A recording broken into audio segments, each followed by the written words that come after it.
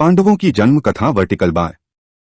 पांडव हस्तिनापुर के राजा पांडु और उनकी दो पत्नियों कुंती व माद्री के 5 शक्तिशाली और कुशल पुत्र थे। महाभारत में युधिष्ठिर, भीम, अर्जुन, नकुल और सहदेव ये 5 पांडव सबसे अधिक सराहना के पात्र रहे हैं। इनके जन्म की कहानी न सिर्फ दिलचस्प है बल्कि हैरान कर देने वाली भी है। एक बार राजा पांडु अपनी पत्नियों के साथ शिकार करने के लिए जंगल में गए। राजा पांडु को वहां एक हिरण का जोड़ा दिखाई दिया जो एक दूसरे से बेहद प्यार करता था।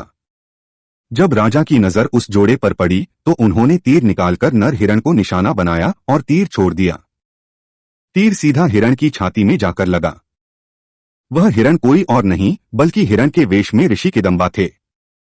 उन्होंने पांडु को श्राप दिया कि वह जब भी किसी महिला के करीब जाएंगे तभी उनकी मृत्यु हो जाएगी।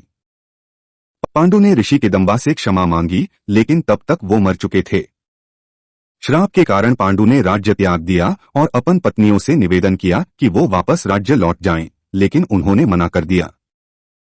कुंती और माद्री जंगल में राजा पांडु के साथ ही रहने लगीं। उस समय उनकी कोई संतान नहीं थी।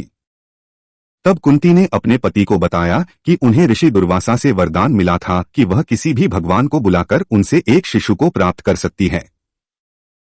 दुर्वासा द्वारा कुंती को दिए गए मंत्रों के उपयोग के माध्यम से उसने यम यानी धर्म के देवता का आह्वान किया, जिससे उन्होंने युधिष्ठिर को जन्म दिया। उसने फिर पवन देव से भीम, इंद्र देव से अर्जुन के रूप में एक और पुत्र प्राप्त किया।